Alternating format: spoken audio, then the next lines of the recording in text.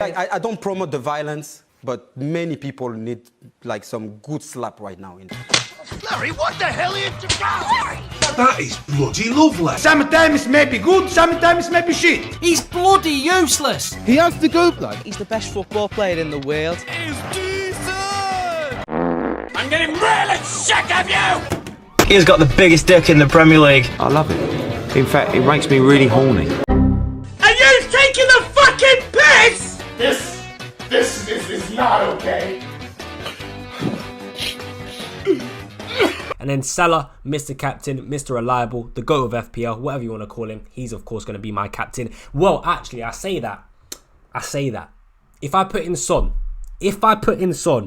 I might consider it. The thing is, guys, with captaining Salah, it just gets a bit boring. I mean, look, I want to do well, but at the same time, I want to kind of be a little bit excited. Knowing that, like, 90% of people are going to captain Salah, it's just not exciting when he scores. Like, whereas if I captain Son, no one's going to have the balls to do that. So if I do that and it works, it will be amazing. Yo, what's going on, guys? Welcome back to another Fantasy Premier League video on the channel. I hope you all are having a fantastic day. But today we are going to be looking ahead to game week 11. All right, we're going to be going through my team, going through my transfer plans and doing a quick little review of game week 10 and how that went. But first things first, make sure you guys do smash a like on the video, subscribe if you are new, follow my TikTok, follow my Instagram, follow my Twitter. And without further ado, let's just get into it. So as you guys can see on your screens right now, 43 points is what we got this week. It was a pretty much of a stinker, if I'm honest. I didn't expect to do this badly. I feel like the team shaped up to be quite nice this week. You know, you had Trent playing at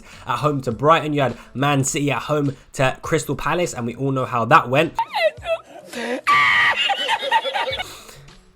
Yeah, not good at all. I didn't expect that, hence why I started Cancelo and Diaz. I mean, I don't really know. I'm kind of left speechless, to be honest. I mean, no one expected that. And do you know what makes it even worse? Do you know what just makes it 10 times worse for me personally? Is that I've got Gallagher on my bench. Guys. I did not, like, why would I start Gallagher against Man City? I mean, that the logic doesn't just make it just doesn't make sense. Why would I start Gallagher away to Man City, especially when I've got two of their defenders? It was just never going to happen. So of course he was on my bench, and oh, surprise, as someone who's owned Gallagher for a very long time, oh, the 1 week where I put him on the bench, oh, surprise, he gets 13 points. That is just typical FPL. But anyways, as a whole, the week wasn't good, right? We're looking to bounce back. We are looking to bounce back, and that's going to lead us straight onto our transfer plans, right? So as you guys can see, I've got 2.6 money remaining, and I've had my eyes been on one certain player, but now it's changed to my eyes being on two certain players. Well, kind of three, but mainly two, because the man, the myth, the legend, I am a serial winner. You can tell what you want, but I'm a serial winner. Antonio Conte has finally joined Tottenham Hotspurs. Now, as a Man United fan, this hurts me a lot, but we're not going to talk about United. We're here for FPL. So, in terms of FPL, Antonio Conte joining Tottenham Hotspur. Hotspur? No. What's that? What does this mean for FPL? Well, first things first, I think this means that my man Heung-min Son will be absolutely essential for the upcoming weeks. In my opinion, if you don't have this guy in your team, find a way to get him in your team, because Antonio Conte, what we know, 3-5-2 is probably what he's going to go to, and that means Heung-min Son will be up front with Harry Kane. But not only that, not only will he be up front with Harry Kane, he's going to be the one that's going to be making those runs in behind. Harry Kane will probably look to kind of receive the ball in the pockets, drop deep, and then play those passes that we know he can play into Heung-min Sonaldo. This guy is going to be essential in my opinion. The fixtures are fantastic. He's got a terrible Leeds at home, terrible Burnley, Brentford, terrible Norwich, Brighton, a terrible Leicester, Liverpool, Crystal Palace, Southampton, Watford. These fixtures, That gives me a fucking hard on.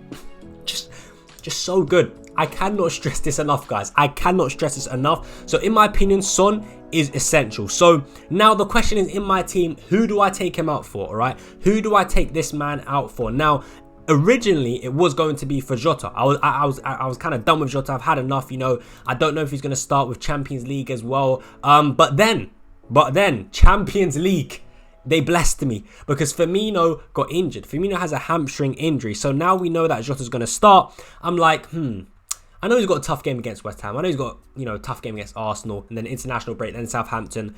And then by Everton, I guess Firmino will probably be back because of the international break. But I prefer Jota, you know, with the way that Liverpool play. I prefer Jota over Havertz. Now, Havertz at home to Burnley, I didn't really want to have to get rid of him, but I was going to get rid of him after that fixture anyway. So I'm not going to lie, what I'm going to do, I'm like 98% sure I'm going to do this. I'm going to take out Havertz for my boy Heung-min Sonaldo, just like that, one free transfer. Now, I've got an option to take hit, because like I said, there were 2 to 3 players on my mind, right? And again, it's another Tottenham player, and I'm going to say his name. He goes by the name of Reguilon. Okay, or Reguilon, however you pronounce his name, I'm not too sure, but this guy's looking tasty now. He's looking tasty. With the likes of Antonio Conte coming in, we know what he likes to do with his wing backs, you know, attacking fullbacks, you know, so that means someone like Reguilon, who's got a good cross on him, yeah, he could cause some problems. We know that Conte's teams defensively as well, also very good. So I feel like Reguilon also with the fixtures, you know, he could become essential. So I really do like him as an option. Now, again, the question is, who would I get rid of him for? Honestly, it's a tough one, but I think it would have to be my man Diaz. I think it would have to be Diaz because unlike Cancelo, you know, I mean, yeah, he doesn't provide that attacking threat. And for that reason, I think I would have to go for my man Diaz, and he just have to get the sack, mate. Sorry, Diaz, you're gonna have to go. And then I put in Reguilon. Now, that is what the plan is for a 4 hit. The question is, do I just leave it for this week, you know, and then next week put in Reguilon? But I don't know really what to do. Obviously, there's another player that I want to put in the future again, and that is actually Phil Foden. Phil Foden, in my opinion, is essential. He looks like he's getting so many minutes in there. And I feel like Foden can score goals against anyone. Man City can score goals against anyone. So I'm not really too bothered about the fixtures. You know, Everton are trash. Man United are trash. West Ham are trash. Villa are trash. I mean, Man City will wipe the floor with these teams, in my opinion. So what I'm planning to do, like what my transfers are going to work towards, I don't think I'm not going to do all of it in one game week. I'm not going to take a -8 hit, but I just want you guys to see like what's going through my mind when I'm making these transfers and what I want to work towards. So the short-term goal is to get these 3 players in: Reguilon, Son, and Foden. Especially Reguilon and Son, because I feel like no one's going to jump on the Son and Reguilon train straight away. They're going to wait to see, you know, how these players play under Conte. But for me, I feel like I want to be early on that train. I want to be one of the first people to put these players in. And I kind of trust Conte. So, and with the brilliant fixtures they have, I mean, you know, it's worth the risk in my opinion. So, Son is 100% coming in. But the question is, guys, maybe you guys can leave a comment down below. You can help me. Do I put Reguilon in for a -4? For Diaz, or do I just wait it out 1 week and then maybe next week when Man City play, who do they play? They play Everton at home, and then that week I can take a -4 then and put Reguilon and Foden in. I'm not too sure, but what I 100% know is that Son is coming in the team for Havertz, all right? So yeah, they're pretty much the 3 players that I do have my eye on. Reguilon I think will be good. Foden, of course, will be good in my opinion, and then Heung-min Sonaldo. So they're definitely 3 key players.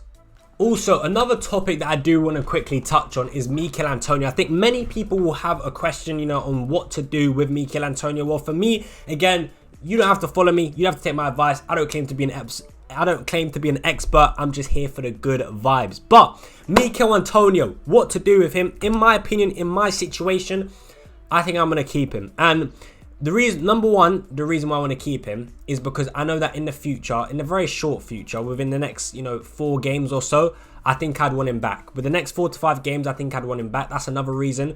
Number 2 is because in my situation, I've got like quite good squad depth, so I can afford to bench Antonio and still field out a good team. So they're like 2 key reasons as to why I want to keep Antonio. First things first, what we'll look at is his fixtures. Obviously, the fixtures aren't great. Liverpool at home, not the ideal fixture. Do I think he could score? I do. But I am going to bench him this week. But I wouldn't be surprised if Antonio did score against Liverpool, because Liverpool, you know, they're good defensively, but at the same time, they're not. It's a weird one. They're not on the levels of Man City and Chelsea when it comes to, you know, their defense. And I definitely can see Antonio causing problems. Obviously, then he's got an easy fixture against Wolves where I can bring him in.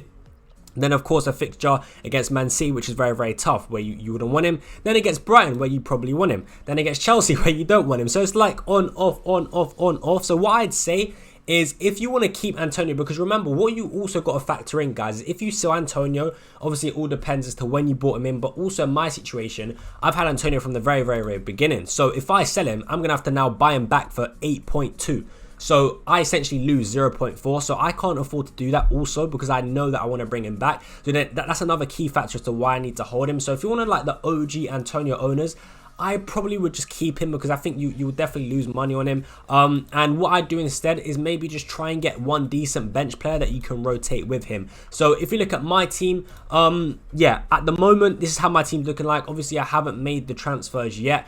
Like I said, I do want to bring in Mr. Heung-min Sonaldo to the team. But as you can see, I can pretty much, you know, field a good starting 11, in my opinion anyway, and have Antonio on the bench. So that's what I'm saying. That's why I don't think, you know, selling Antonio for me is the right thing to do. So obviously, you know, it all depends on what your team is looking like. At the end of the day, if you don't have a strong bench, then it probably makes sense to sell him. But as I said, if you're an OG Antonio owner, I would suggest looking for, you know, a decent player to rotate him with on the bench, because yeah, in my situation, I can easily, you know, rotate with him with other players in my squad. So yeah, that's why I'm keeping Antonio. Let me know though in the comments down below, are you guys keeping Antonio?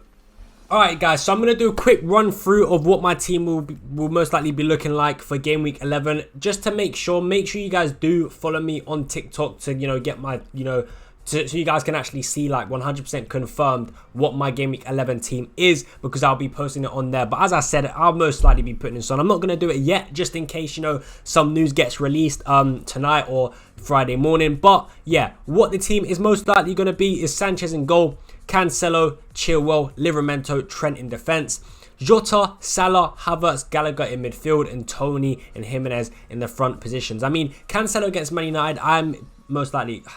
It could go either way. I do think they will get a clean sheet, but just in case, I'm going to bench Diaz. That's why I'm benching Diaz. And also, the other players I feel like have a better fixture, because Diaz doesn't have that attacking return, whereas Cancelo can, you know, get a goal, and if he concede, it won't really matter too much. But yeah, Chilwell at home to Burnley, I'm expecting a clean sheet 100%. If he doesn't get a clean sheet, then the FPL gods aren't on my side.